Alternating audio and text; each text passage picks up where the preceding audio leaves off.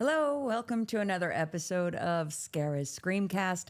My name is Scarah, damsel of the doomed, and today I am joined by musician, artist, chef, actor, fan of horror. He's in the following bands: Rock Holiday, Friends of Fiction, Cold Hard Cash, Texas Microphone Massacre, and Love Guns. And he's my buddy, Keith Cantrell. Hey, everyone. Yeah. There's Keith. Keith, I thank you for being here, first of all. And I like to start out now by asking three questions. It's one question with three answers, basically. What's your current drink? It doesn't have to be alcoholic. And I don't mean like right now, you're having a glass of water. I mean, what are you enjoying drinking? What are you listening to? And what are you binge watching, if anything? What am I drinking? Yes, currently is water, but I actually do drink water a lot. And honestly, I drink a lot of Pedialyte because it's...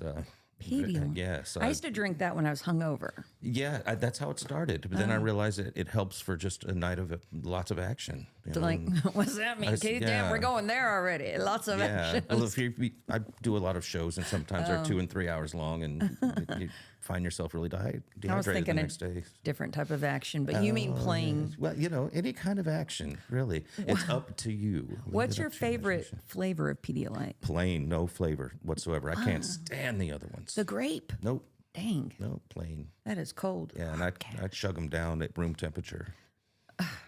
You're an insane man. Do you prefer ice in your water? Because I notice you just have a zero. It really depends. Doesn't matter. But typically, no. Okay. Now, what was the next one? The next one was, what am I listening to? So right now I'm really stuck on the new Coroner album. It's called Dissonance Theory. I'm a huge fan of this band, and I listen to all kinds of stuff, but on a daily basis, I'll listen to 2 or 3 different even genres. I love funk. I love hardcore metal, Slayer, Merciful Fate, stuff like that. But I also love me some Earth, Wind, and Fire, Rick James, Cameo, and stuff like that. Nice. But death metal is still, to me, one of the most impressive genres of music that are out there. Boudreaux was just on last week, and he was talking about listening to death metal. Yeah, very specific genre. Yeah, I can't. One I'd never heard of. I was like, "What are you?" Same. Yeah, I'm like, "Oh, they're coming up with new names all the time." Exactly. And then, are you binge watching anything? I just finished watching Something Really Bad Will Happen. It's going to happen. I saw that. I haven't got to talk about this yet. I'm so glad you brought that up. What did you think? I really enjoyed it. When you think that it's starting to get predictable, this is going to happen, and then it doesn't, something else happens, and you're, okay, now I know how it's going to unfold, and then it did not unfold that way. Yeah. So lots of surprises all the way up until the very end. That was awesome. There was a lot I liked about it, and there was one specific thing I hated about it. Do you want to know what that is? It's because Samara Weaver was not in it. No. Or Weaving, I'm sorry. It's because they kept using this song. They're going, "You are my destiny." This fucking whiny ass voice. Oh, I think I blocked it out. It was a earworm for days, and I was so mad at that show for that song. Also, I thought there's a little drag to it, but that's okay. I enjoyed the payoff. Did you like the song before the show? I don't even remember it. All I remember is that one shitty ass song. Okay. Do you remember the one before? No. Okay. No, I've blocked all good music with that one song. Yeah. But yeah, it was pretty good. It was a fun watch. Not bad. What I just finished watching was, I cannot remember the full title to save my life. Oh yeah, okay. It's Trust Me, the False Prophet. Oh. And it's on Netflix, and it's about the polygamist Mormons. Warren what's his nut was their leader for a long time. Warren Jeffs or something, but he's in prison now for being a pedophile. And this guy named Sam something, or his last name was Sam, I don't remember. Anyway, he started he basically said he's the prophet now. And he got all these wives. He was commanding his followers to give him all of his wives and all of their wives and all of their daughters. And this woman infiltrated I don't want to say cult, but it's a fucking cult, boy. Okay. And she found out that he had wives that were minors. And I mean 15. This is a true story, huh? Yeah. Is it documentary or reenactment? It's a documentary. Okay. 15 years old, 9 years old. Oh. And, the whole thing they say is like, oh, of course we don't have relationships like that with the minors. Of course not. Of course not. But then guess what? Yes, they fucking did. And this is streaming on Hulu, Netflix? Netflix. Okay. Netflix. I watched it like, I think in a period of 2 days because it was very good. But it's like, come on, people. I hope everyone else is enjoying his stay in prison. Yeah, he's going to be there for a while. Him and 2 other men that were involved. So that's that motherfucker. You know what I mean? Mm-hmm. All right. I have a question for you because you are heavily into music and being a musician. 5 bands, for the love of God. 5 right now, currently. Yes, actually, yeah. I don't know anyone else that is in 5 bands. That's amazing.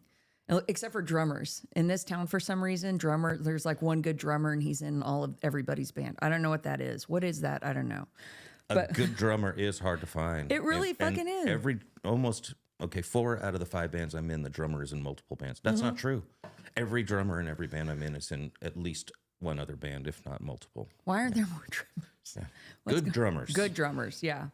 But my question is, can you remember the first song or band or music or musical artist that you heard or saw, however young or old you were, that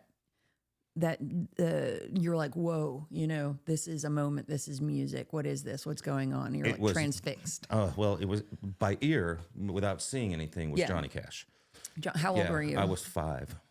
Oh my gosh. And where were you? I was at my house, and it was a house party my mother was having. I remember at least 17, 20 people in the same room that I was in, and this voice was coming out of the radio, and I was fixated on it. And somebody had walked up and turned and changed the station, and I threw a fit. And my mom's like, "What in the world is wrong with you?" I mean, he changed. And the guy that changed it, he wouldn't put it back. All right. And I was calm again. And then nobody talked to me until the song was over. And when it was over, I said, "Who was that?" And the whole room said, "That's Johnny Cash." Yeah. So the next time my mom had a party, one of them brought me a radio of my own. That I can go in my room and I can put on the radio and no one's going to change the channel on me. And I would sit there by the radio and wait for Johnny Cash to come on. Oh my goodness. And back then it was a different time and place, right? If it was a good song, it was on the radio. We didn't have funk stations and country stations and pop and rock and whatever. If it was a good song, so it was on the radio. So that's how I discovered Donna Summer and the Jackson 5 and Ted Nugent and Kiss and Fleetwood Mac and Rick James. And it was all on one thing, But it was because I love Johnny Cash. I exposed myself to all of these other artists. But by the time I discovered Kiss, that's when I understood. Oh, this happens on a stage. This is a show. It's not just a song. People go out and do this in person, and other people pay to see it, and they get to dress up like monsters. Yeah. What? That was great. I'm going to mark the tape where Keith says, "I exposed myself," please, for a promote. Thank you. Okay. Yeah. Just for later, for promotional purposes. Of course.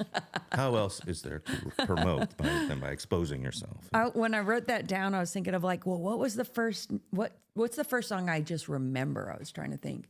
And I was a small child. I remember going on a road trip, and I can't remember who sings this, but that song, "Driving My Life Away."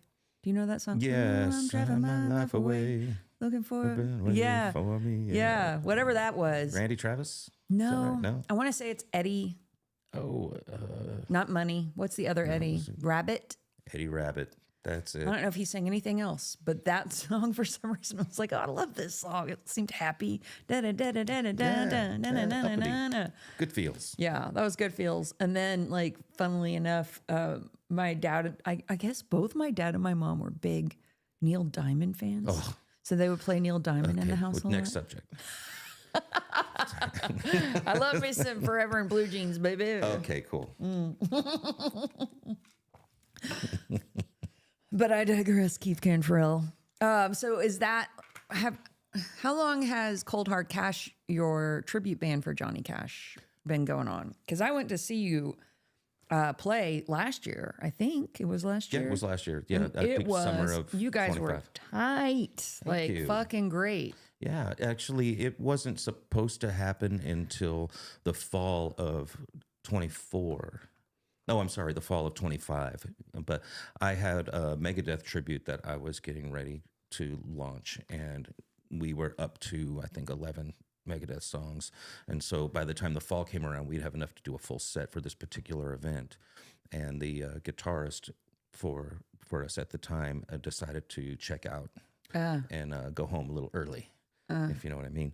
And so I decided, well, what am I going to do? Oh, well, I was going to do this Johnny Cash thing next year. Maybe I should do that this year. And so the fall of 24, that same event, I was like, hey, I'm not going to do the Megadeth thing, but I got this Johnny Cash thing, man. And I think it's going to be cool. And that was that. So, yeah, it was October 5th, I think, of 24. And thanks to the good people at Hanover's and Dale Woodridge for putting us up and having faith in my word that it's going to be cool. It's good. It's a good one. In That was fact, our first show. you told me that you just you had been nominated and you just won the tribute band. Yeah, best new artist. Best new I tribute know. band. Thanks, Austin. Yes. Wow. We were talking about there's a lot of good tribute bands here in Austin. Of course there are. And I bet everybody in a tribute band, I often wonder if they're also in an original. Like if they have their originals band and then their tribute band, because you do. Yeah, if they're lucky, they do, and they should. Yeah. If you have that kind of time or dedication. Yeah. And that's why I really don't watch a lot of television because Same. seeing someone else's story, I'm too busy making my own story. I like movies, but I don't have Yes. time. Yeah. At night, right before bed is when I watch whatever. And it's usually one show that I have, and they rotate, but I don't have time during the day to watch anything. Yeah, I get it. Yeah, There's a lot going on. But yeah, I was invited to join two amazing original bands, so I get to scratch that creative monkey. Yeah, and then you get also, the best of both worlds, man. Absolutely. That's fun. I think a tribute band would be. Oh, we got our first Tony comment. Let's put it up. Let's put up Tony real quick. Hey, yo, Tony. Where is he? We're waiting for old Tony. Where's Mr. Tony on the screen? Hey, there's Tony. Tony Tomato. I love that guy. I know, he's the best. He says, I discovered Kiss at the roller skating rink. Now, if that isn't the most, what is that, late 70s or so comment I've ever heard? It could be the 80s. More late 70s. Late 70s. Because I was a roller rink kid too. Yeah. I discovered it at school on the playground when in third grade. Fourth grade, one kid brought a magazine that had all these pictures of Kiss on it. And so we were trading. It's like, I'll do your homework for that picture of that demon-looking guy. Wow. You got it. So I came home with a stack of pages of Kiss pictures. They had to be the biggest band in the world at that time because everybody I meet someone in your age range, well, not that we're too far apart, but every male specifically, it's Kiss, man. Yeah. It's Kiss. I remember, who was it? Sin Kieran, who played with Ministry. Not originally, but he toured around with them a few years ago for several years. He was a big Kiss. He loved Kiss. This one band that we played with in Houston, Dive Fast, an amazing punk band.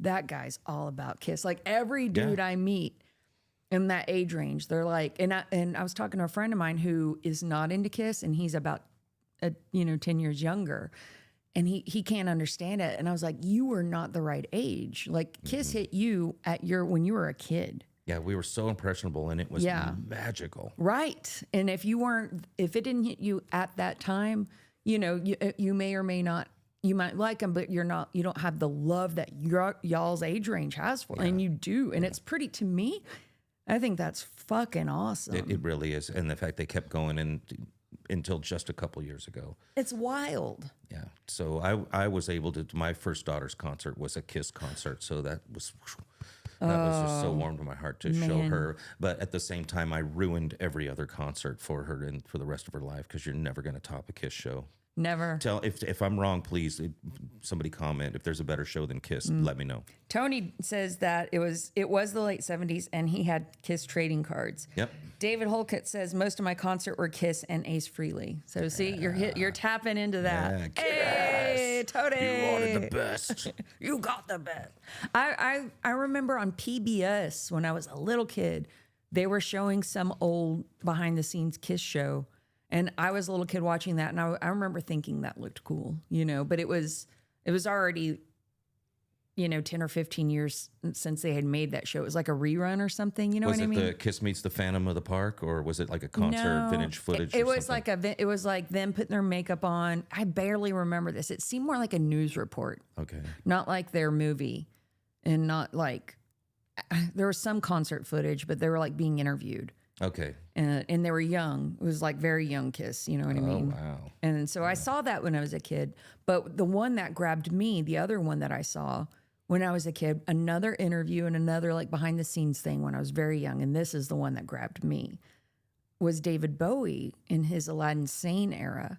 I remember there was some interview on, I was flipping channels, and I was in junior high. And so it was some old rerun because, he did Aladdin Sane years before that. But I didn't know about it. And he was putting his makeup on in the mirror, and they were talking to him, and he was in this outrageous outfit. And I was like, who the fuck is this man? Yeah. I think, man, I don't know. Who is this?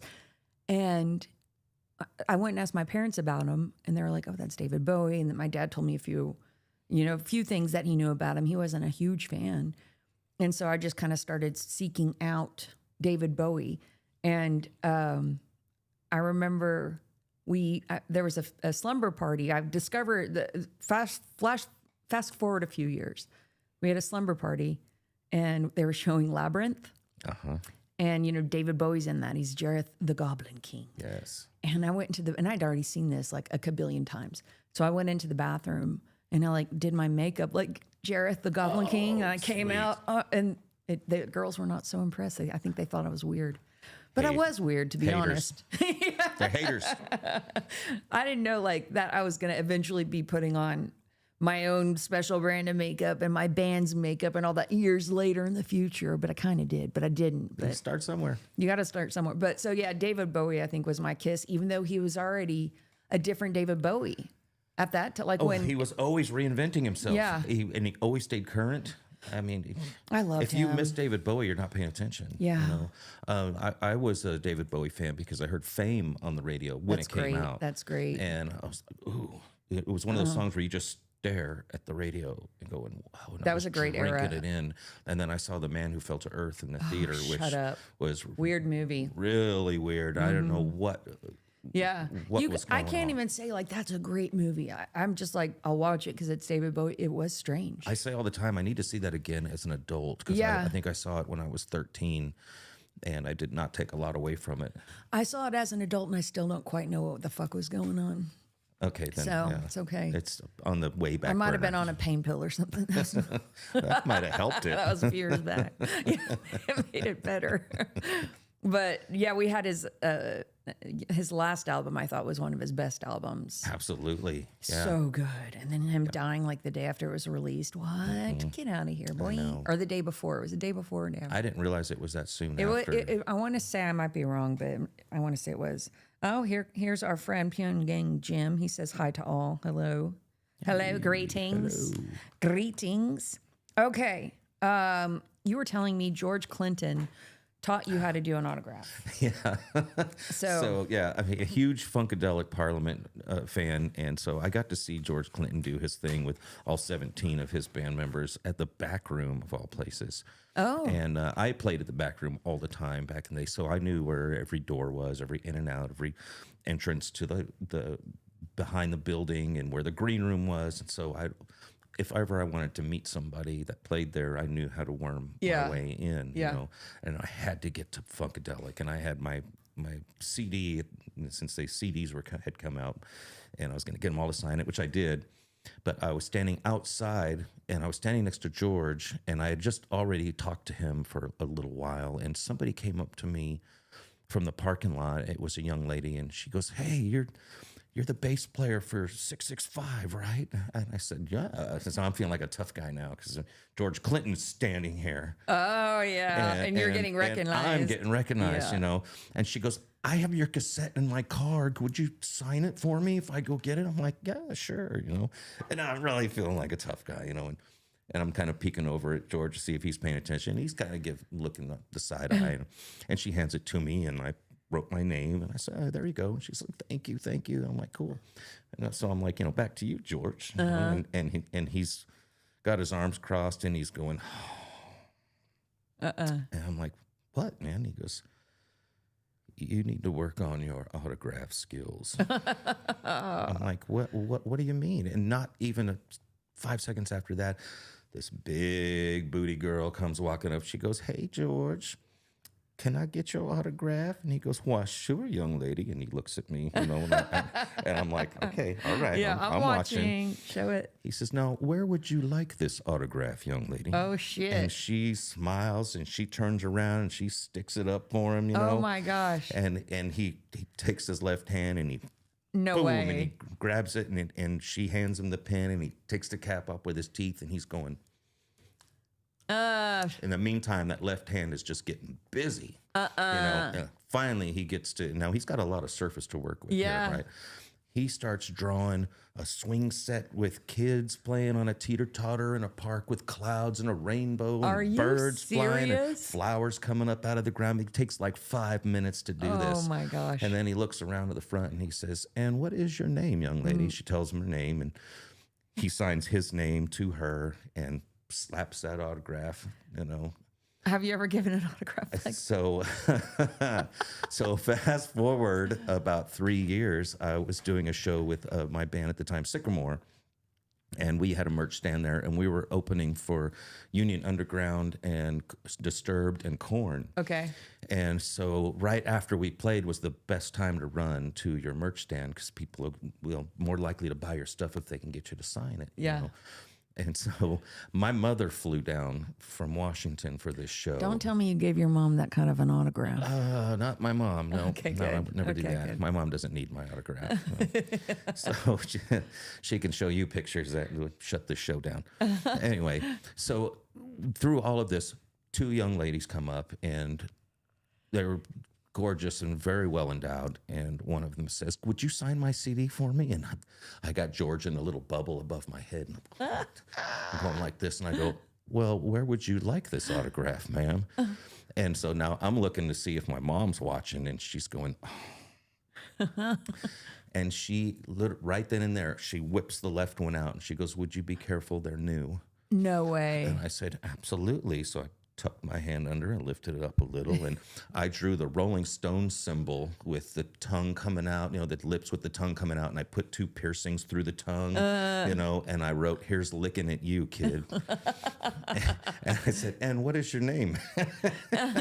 And there wasn't a lot of room left unless you were going to get, in the nippage kind of thing. Do the under boob. So I just kind of signed my initials and let that go, and I thought, did it. You would be proud. Yeah. George Clinton would be proud. So then I had to tell my mom the George Clinton story. I'm like, I was just doing like George said, Mom. What did she think about that? We didn't talk much about it. She didn't want to hear much. No. Yeah, my mom doesn't like hearing much about my witchy ways, but that's all right. She'll tell me, you look pretty. And then I have to remind her 75 times, that I'm okay, Mom. Like, I'm going to be all right. Everything's fine. We're all fine around here. Don't you worry about it. So you were at Scream Theater the other day, and we showed Dead Alive. Yeah, Dead Alive. Oh, one of my favorites. How good? Like, that was the first time I got to see it on the big screen.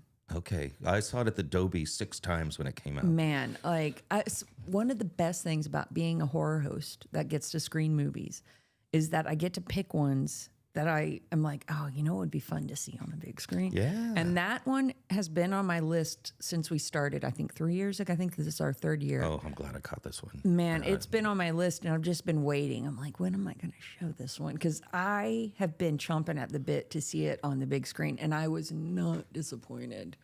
It is, and it holds up to this day. Absolutely. Yeah, the gore timeless. of it is, I love it. I love it so much. It literally makes me laugh out loud. There are horror movies that are scary and that are supposed to be unsettling in a way that's human nature and it maybe gets into your psyche, maybe gives you a bad dream later on that night, or makes you feel a little weird to be at home alone in the dark. There may be scary horror movies, but then there are horror movies that are fun as hell. Yeah. And that one's a fun as fuck horror movie. It never gets old, and the one-liners are just bottomless. And all of those practical effects and all of that blood and the pus and The real deal.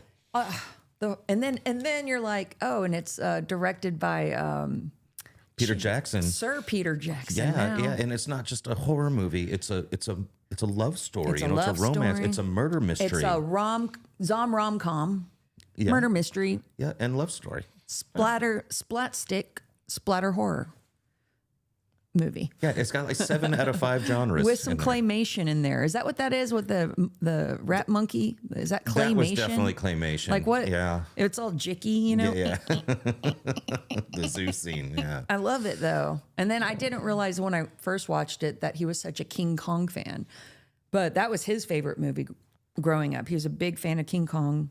And in that movie, Dead Alive, there's King Kong references like in the very first frames of it. Yeah. So, And when Peter Jackson did King Kong, a lot of people didn't notice this, but when they were bringing Kong to the States from the islands, they'd do a little pan through at the bottom of the ship where all the cargo was, and there's all these different crates labeled with what animals in them, and they just go by, and one says rat monkey. Yeah. And they're like, Peter Jackson. He tips the hat to himself on that one. Yeah. Oh my God. Can you imagine I mean, you kind of are living this in a weird way. Like you grow up, I kind of am fucking too. I just realized, holy shit. Living the dream, living someone's dream. But you grow up and you're like, oh my God, my favorite movie's King Kong. I love King Kong. And you start making movies on your Super 8 or your Super 16 or whatever. And then you get to do these cool horror movies. And then you kind of move into some other stuff. And then eventually you're making King Kong. What? Yeah, I know. To me, that says we are kind of in charge of our own destiny. It's the American dream. It's like, I feel like if you think it and you just are all about it and you do it, it's going to happen. It might not happen exactly as you thought. Yeah. You're the only one stopping you from doing anything. Yes. In this country. Yeah. I'm telling you, and I told this story before, but I remember as a small child seeing a cardboard cutout of Elvira. It was just a picture. I didn't know what it was. And I was transfixed. And then I started seeing her on different things.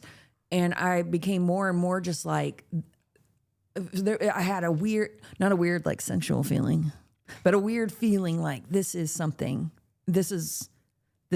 for me. You know what I mean? Oh, I do. But I was in the first category. Yeah, you got the weird. Yeah. I don't know why I'm doing nipple tweaks as a gesture when I say sexual feeling.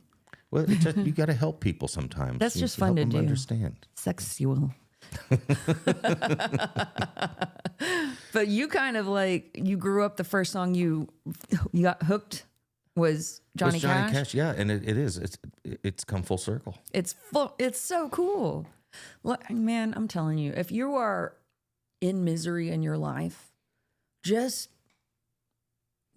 every day, just start trying to do something that really is fulfilling to you. And I know there's obstacles. I had them. You had them. Oh, yeah. I could tell you all about the obstacles. I'll curl your fucking toes, buddy. Curl them.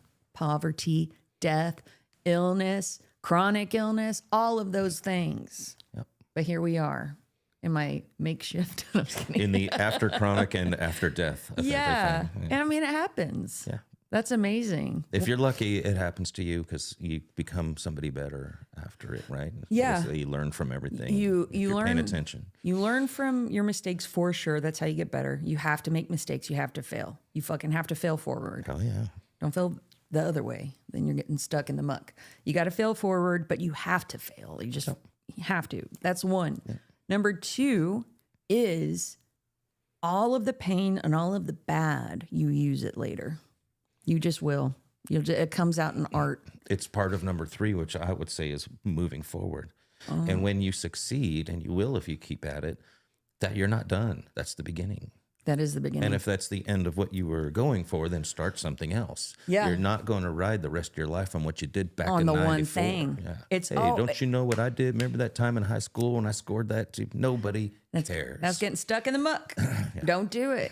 Let one thing lead to the other. Let one thing lead to the other. And it's always going to be thrilling. Yes. I'm telling you. And just have fun, you know. I'm having a good old time. Are you having a good time? I'm having a great time. Are you ready to have an even better time with the game called Bone Deep? It sounds like a fun time. It's a fun time. But we're still going to be on camera for this. So We're still sure this is the clean version. This is the clean version of Bone Deep, getting bone deep with Keith. Oh, Tony, by the way, says he misses the Dolby Theater. Oh, I got a concussion in the Dolby Theater. That's another story. Yeah, you know, speaking of Dolby, I also saw Meet the Feebles at the Dolby, which another Peter Jackson. Wasn't that his first film? It was not. We had this discussion at Scream Theater because Paul also thought it was Meet the Feebles, the puppety one. Yes. He had one before that. I went on IMDb and there was one before it, but I don't think it's like super well known. Okay. So maybe, I don't know if the first one maybe just was in and out of theaters or didn't do well, but Meet the Feebles is what most people do think is his first movie. Okay. But yeah. I only saw it because I saw Dead Alive and I wanted more of this guy. Let me tell the chat. Hey, chat, somebody tell us what Peter Jackson's first movie was. Go to his IMDb. Somebody Google that. Someone Google that shit. So you saw that first? No, I saw it after Dead Alive. You saw Dead Alive. Because it was coming and, also by Peter Jackson. Oh, if Peter Jackson did it, this is going to be good. I want to watch this. And it was something different. It's not his, yeah. It wasn't my flavor. Yeah. Did you like The Frighteners with Michael J. Fox? Absolutely. I love that movie. I thought that was funny. It didn't do well. But it showed how eclectic he could be. Yeah. And I think it led to other things. Mm-hmm. There was another movie it was more of a serious movie. I forgot what it was called, but it led to him getting Lord of the Rings as well. So yeah, boy, that's making it. And that's a man who started with these zany ass movies, and now he's Sir Peter Jackson. Jeez Louise. Okay, they haven't answered. All right, we're gonna play Bone Deep while they're looking that up. So I'm just gonna ask you questions. It's a this or that sort of a situation, or a would you rather sort of situation. We're gonna put. Do we have the 60 seconds on the clock still, Dale? He's gonna look for that. Wait, what? Yes. Oh, he's looking. Okay, so I'm going to stall for a second. He's going to look for the 60 seconds because you're going to have 60 seconds to answer these questions. You'll be the second person ever to play Bone Deep, but the first person to play it with our new logo. Thank you so much, Paul Russell, also known as Dr. Abominable, who made this lovely Bone Deep logo for us. That is cool. He's so talented. Okay, that's a shirt waiting to happen. Oh, yeah. We got to get Bone Deep. And a band name, too. Bone Deep. I was trying to come up with names for this, and I don't know how I came up with it. I was thinking, I was trying to put together brains and this and that and bone. And anyway, Bone Deep made me laugh. To the marrow. Yeah, Bone Deep, right to the marrow. Let's get to the marrow of it all. That's right. We can talk about that tomorrow. If we don't have the 60 seconds, you can just time us, or I'll put my phone timer on. Where are we at with it? Do we have it? No, we don't. Okay, so I'm going to put the phone timer on, Keith, and then I'm going to keep score. I'm going to tell you if you're correct or incorrect. Okay. Okay, let me get my stopwatch going. All right. And then I'll tell you if you beat Boudreaux or not, because he was the first player. All right, here we go. And we are starting Bone Deep right now. Boop. Would you rather know the date of your death or know the manner of your death? The manner. Wrong. Would you rather turn into a monster or become possessed by a demon? Monster. Wrong. Would you rather, or claustrophobia or agoraphobia? Claustrophobia or agoraphobia? Agoraphobia. Wrong. Slow burn or nonstop thrill? Nonstop thrill. Wrong. Isolated cabin in the woods or isolated research station? Cabin in the woods. Damn, wrong. Practical effects or CGI? Practical effects. Right, correct. Found footage or cinematic style? Cinematic. Right. Silent stalker or monologuing villain? Silent stalker. Correct. Chucky or Ghostface? Ghostface. Incorrect. Would you rather spend the night in a house that is genuinely haunted or a house where a real life serial killer is hiding? Not the killer hiding. Haunted. Correct. Yeah, haunted. And you're done. What? No, you have Got like a couple of seconds. Here's our, yes, you do have a bonus question. Okay. In a horror movie, Keith, would you rather go up against a creepy kid or a terrifying old person? Creepy kid. Wrong. Terrifying old person. I'll whip them down. You'll whip them down? Yeah. Well, that's why you'll whip the kid down, or you'll whip the old person? The kid would go down easier. I think that's why. You think the kid? One, yeah, they're shorter. Let's see. Let me count you up. I was never afraid of Chucky. 1, 2, 3, 4, 5, 6, 7, 8, 9, 10, 11. So you had 11. That's more than Boudreaux. But let's see how many you got right. 1, 2, 3, 4, 5, 6, 7 out of 11. Let's lost it bone deep. 36%. I feel like I'm in high school again. So that's you know what? Let's see what Boudreaux's percent was. Hold on. It couldn't have been that low. 62.5. Yeah. You know what? Thank you for playing Bone Deep, though. That was good. You're a good sport. I'm going to come back with my version of Bone Deep. Yeah, you can have your next time you're on. You do your version. And we'll see how I do. Yeah, it has to be horror stuff, though, right? Yeah, I like it. I like it a little horror flavored. Okay, yeah, I want a rematch. Okay, on the next one. I'll lead the next time. Here's your participatory prize. Oh, now you have a fuck to give. Well, fuck yeah! Show everyone your. Yeah. Yeah. Can you see all of that? I'm gonna cover it. It's a little tiny fuck. I got that from Papa Horror on that cult classic convention. He was passing them out. I'll have to pierce my ear and get a little earring out of it. I like those. I have more. I don't know where they are, but I found that one on my floor. So that's my floor fuck. Oh, this is going to be fun at home. Yeah. Wherever you find this is where it happens. Give it to the lady. Yeah. Tell her I said hi, by the way. I sure will. Let's go ahead. I want to do a quick promo. Will you put up the Blu-ray? We are doing a pre-order of the Damsel of the Doomed movie that Keith is in. He's an extra. I am an extra in there. And I have 100 that I'm doing for this pre-order in the banner on this side. I can't ever do this right. In the banner, you see, it says something about it being one of 100 or the first 100 copies. If you want to be in the 100 club, you need to, I'm going to clip this and put it up on my social media. You need to get in my DMs and tell me. And I need you to have Venmo or PayPal. I like Venmo better, but PayPal's great too. And you will send me either $20 if you're going to pick it up at one of the events I'm at, which will be Scarah Scream Theater or Texas Frightmare Weekend or Houston Horror Film Festival. Those are the big ones. And if you need me to mail it to you, I'll mail it to you, but you're going to have to give me $28 to do that because of shipping and handling. And listen, I'm so sorry. I wish I could give it to everyone for $20, but I can't. So we've already... there's already been like 30 claimed. So you want to get in on this fast because we're only doing 100 with that first 100 banner. Do you want to be in the 100 club or not? I think you do. If you don't, you can get one later, but it won't be the first 100. So let me know. Let me know. Get in my DMs. Okay, thank you. And that's gone. I can't believe that's finally coming out. I can't forever. Either. I know. And I would like to say I am number 31. Right here. Yes. I was hoping to be number 11. Listen to this. Cold hard cash. Yeah. You see what I did? I see how you did that. You were hoping to be number what?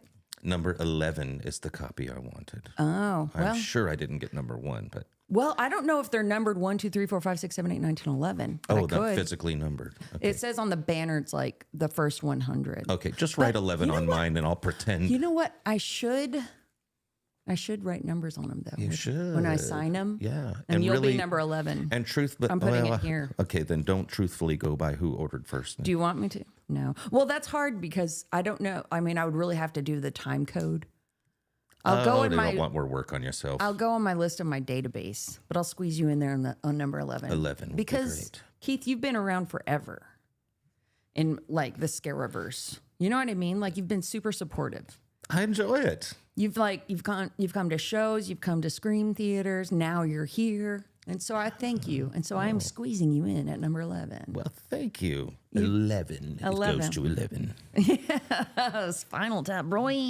Hold on, let's see. We got some messages. Oh, Bad Taste was the first movie, 1987. Ooh. Bad Taste. Now we're gonna have to go look that up. That's a cult classic for sure.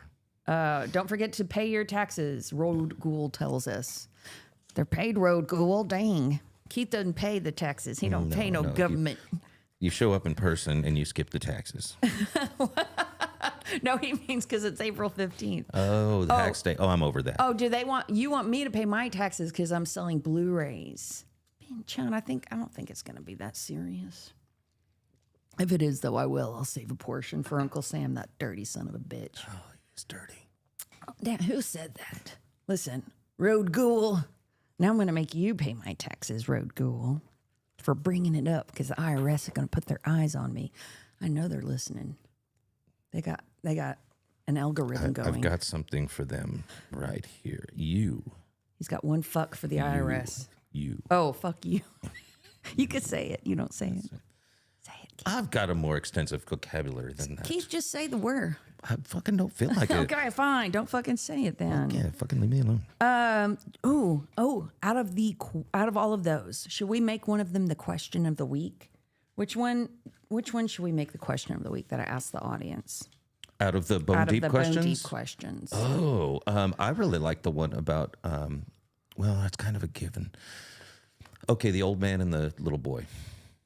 That sounds like a Hemingway novel. I know, right? Okay, so yeah, would you rather go up against a creepy kid or a old ass man or woman? Creepy kid or old person, or elder? Creepy or geriatric? Creepy kid or geriatric grandpa who's evil? Creepy kid. Would you rather go up against a creepy kid or an evil geriatric? Let me know. Can you put up the number? Okay, you can call in. I forget about this. Look, call into Scary's. Hold on.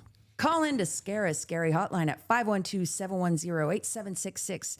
Let us know our question of the week. Would you rather go up against a creepy kid or an evil geriatric? Creepy kid or evil geriatric? They're both wearing diapers. How hard can this be?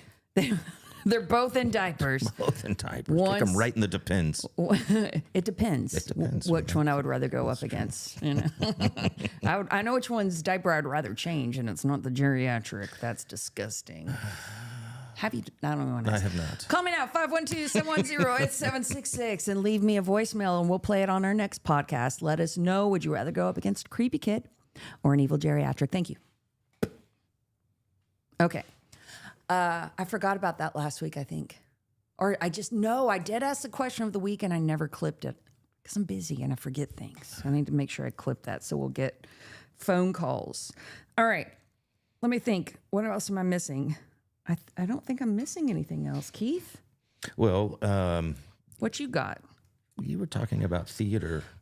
Oh, I'm so glad you brought this up. You had started telling me this story.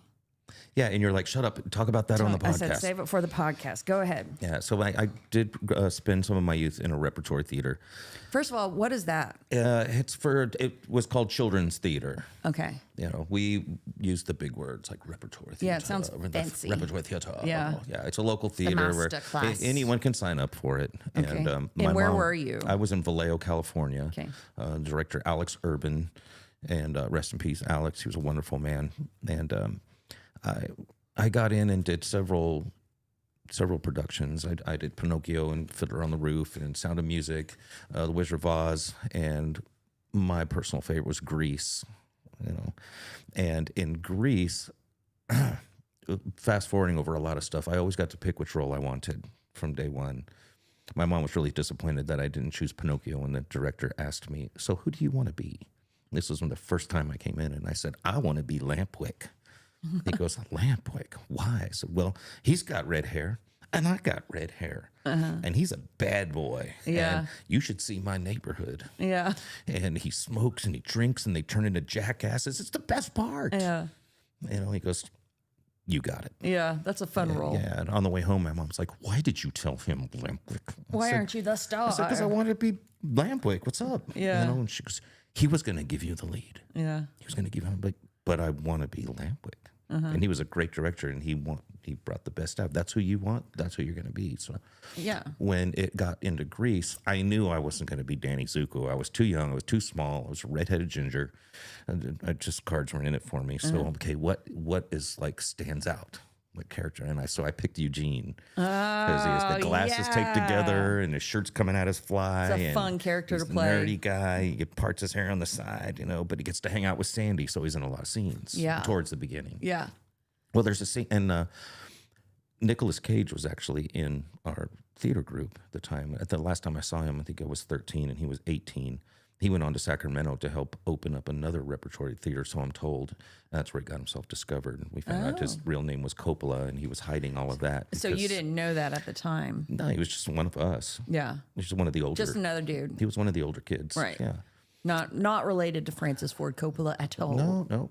I didn't even know that was. Yeah, probably not. Yeah, so, not at that time. But he was a method actor, and I didn't know what that was either at the time. And there was a scene where, and his role was Kaneki in this. So he's like the second T-Bird in rank. Yeah. So I'm collecting bugs. Hickey from Kaneki is like what is it, Hallmark greeting card? Oh, that's right. Or something like that. So there's a scene where Sandy and I are collecting bugs for science class. And I get down on my hands and he's like, "Oh, Sandy, look at this one." And Kaneki walks up and his part is to step on my fingers while I'm, and my line is, "Ow." And I remember having to go over that line again and again, and the director going, "That's a little more something, a little more ow, and ow." And I was doing it the way he told me. I thought I was nailing it, but he was just giving me an idea that he's stepping on your fingers, you say ow, that's your line. Right. So it's opening night and we're doing our thing. It gets to that part and Nick comes up and he's stepping on my fingers and he leans into it and he grinds his heel into my fingers and my 13-year-old pubescent voice just went I screeched, and the crowd went crazy. Brought the house down. Everybody was laughing, and I was humiliated and mortified. Yeah. And you thought they were laughing at you and not the character. Hindsight's 2020. Well, you were young. Yeah, and I told the director I don't ever want to work with him again. Yeah. Don't ever make me work with him again. I hate Nick Cage. And he never did. Wow. And so. Wait, so did that play have any other days? Like, did you? Oh, we did multiple days. So yeah.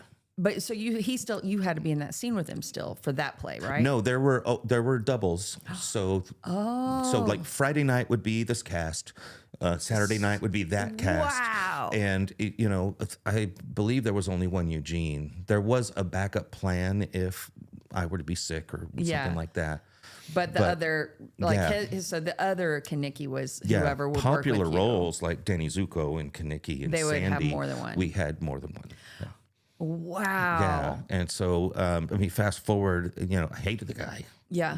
This guy that totally clowned me in front of everybody, and we were watching MTV in high school. It was like 3 years later, and I even had a couple of friends still from theater that I went to high school with, and we'd go to my house for lunch because Mom's was at work, and my house was right across the street from the high school, and I was sitting there with some friends from theater and other people, and we're watching MTV, and they show a commercial for this movie coming out called Valley Girl, introducing Nicolas Cage, and I turns out that guy, and Robbie's like, "Oh my God, dude, Nick made it!"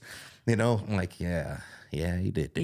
You're looking at your fingers. Really, I'm feeling them, like they still hurt. You've got "fuck Nick" tattooed. Yeah, on your I got bone deep scars going on in here.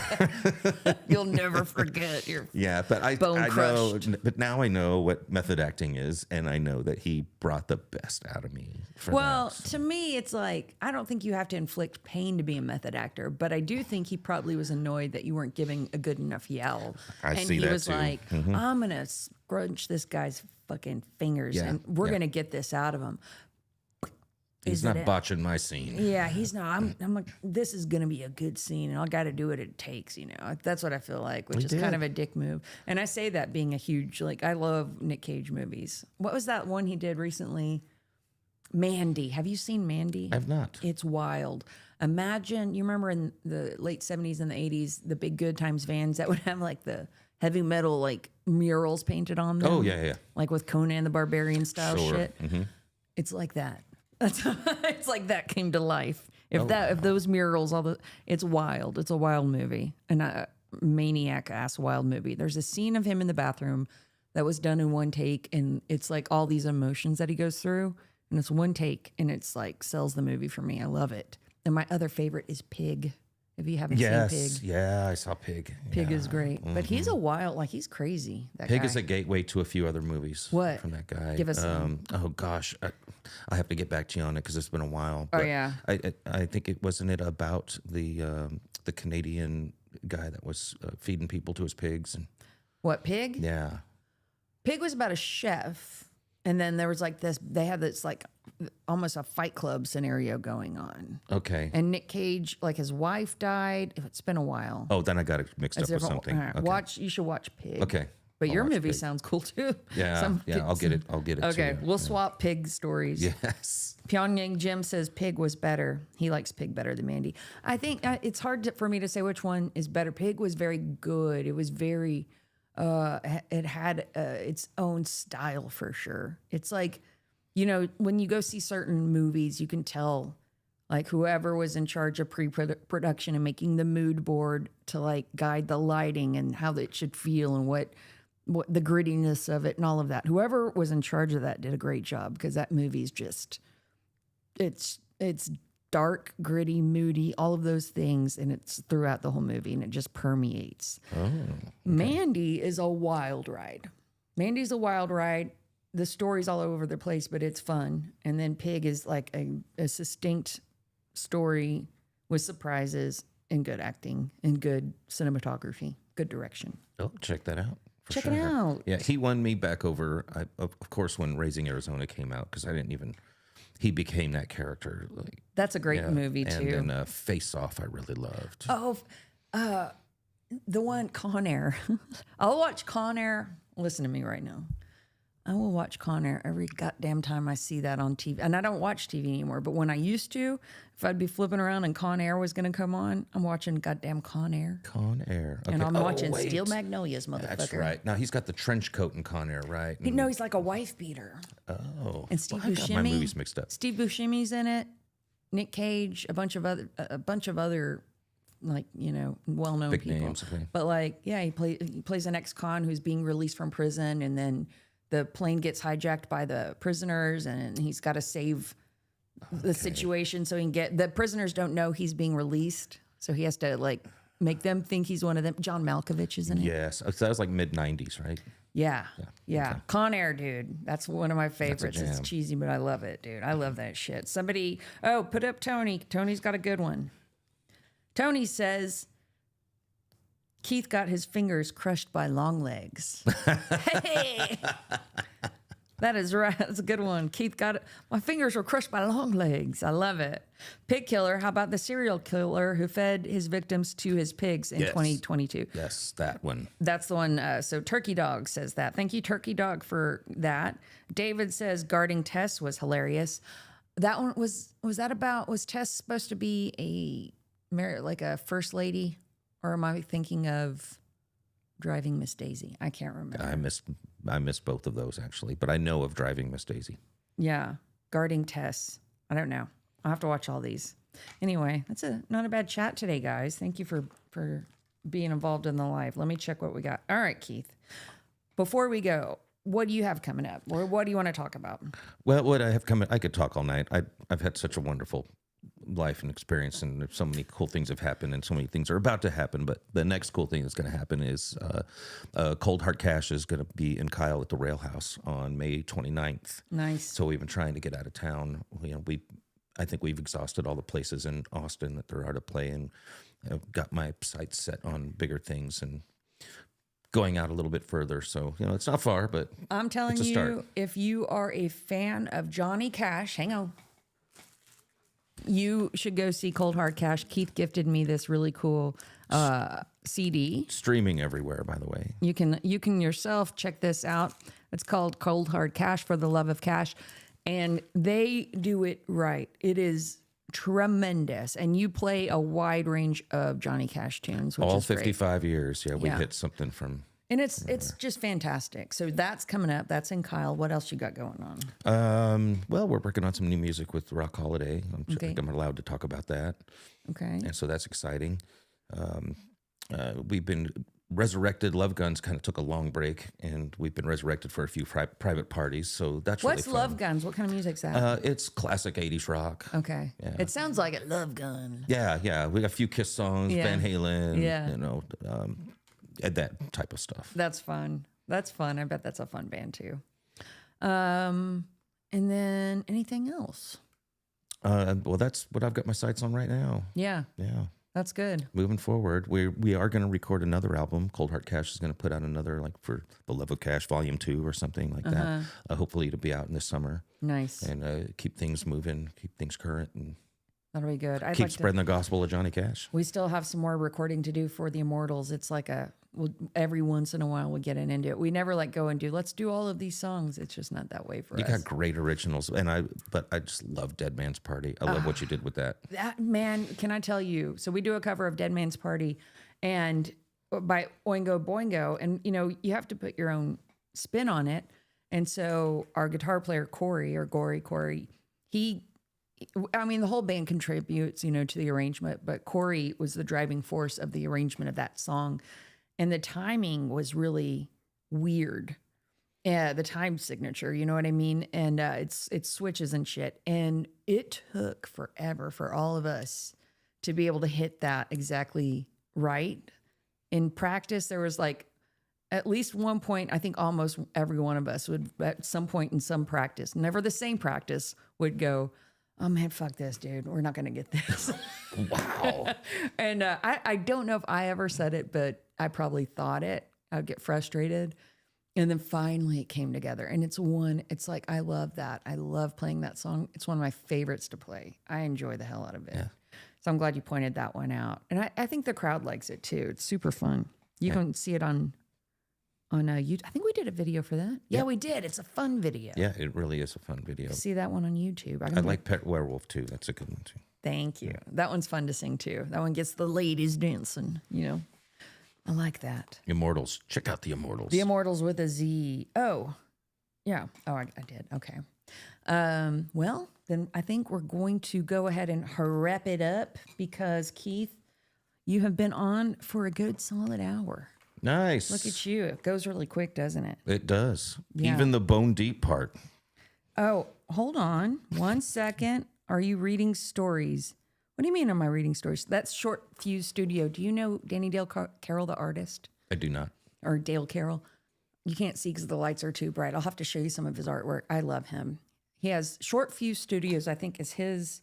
Yeah, Short Fuse Art Studio is his YouTube channel. But he does a lot of horror art, musician art, and he's getting into doing album covers and stuff. He's a great dude. Dale Carroll, I got to have you on the podcast sometime, okay? Yeah. I'm calling you out, Dale Carroll. Anyway, it's been fun. Thank you, Keith. Thank you, Cantrell. Scarah. Thank you. Thanks, Where everyone, can for people watching. find you if they want to see your band? You can find us on coldheartcash.com if you want to see the whole calendar. Of course, we have a Facebook page, Instagram, and I've got a painting page on Facebook called Cantrell Canvas. You can look at some of my acrylic paintings I do on the side. Yes. Oh, pop it up. Go ahead. I did paint you. Yes, you did. Look, there it is. For the audio listeners only, so too bad, so sad that you can't see this picture. Show us the next one. Boop. There it is. Keith did the cover, basically. Like, he looked at the poster art for Damsel of the Doom, the movie that I'm in, and he did an acrylic painting of it. It's hanging in my dressing room. Thank you. Yeah, I just finished painting. The largest one that I've ever done is 30 by 30, and I had to have it done by this Saturday, and I think I finished it today. I'm going to go back and look at it after it's dry. Can't wait to see it. It's fantastic. Yeah, it's a really cool idea. You take commissions, right? Yes. Yeah, they show me, hey, could you paint this? I said, well, for this, that, and the other thing, I sure can. Yeah. How do they get a hold of you for that?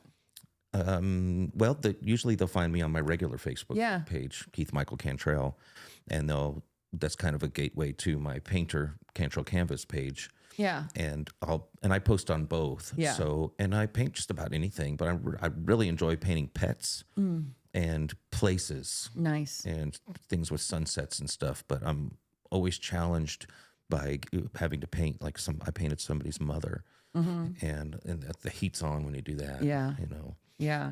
So that's really challenging. But painting you was like, it'd be like painting an iconic figure. I kind of look like a cartoon character. Yeah, a little bit. yeah. So yeah, So I mean, it was it makes actually- it kind of easier, I think. Yeah. That's what I think anyway. I always think I look hyper real, like not quite human, but in a good way. More human than human. Yes, exactly. Somebody's asking me if I'll be at Texas Frightmare this year. Turkey Dog. Yes, I will. I'll be there. I'll have a booth. You can buy all sorts of merch. I'm getting new T-shirts made, and I'll have the Blu-rays. So come by and see me, Turkey Dog. I'll be at Frightmare with a booth. Okay? Okay. Is that it, Keith?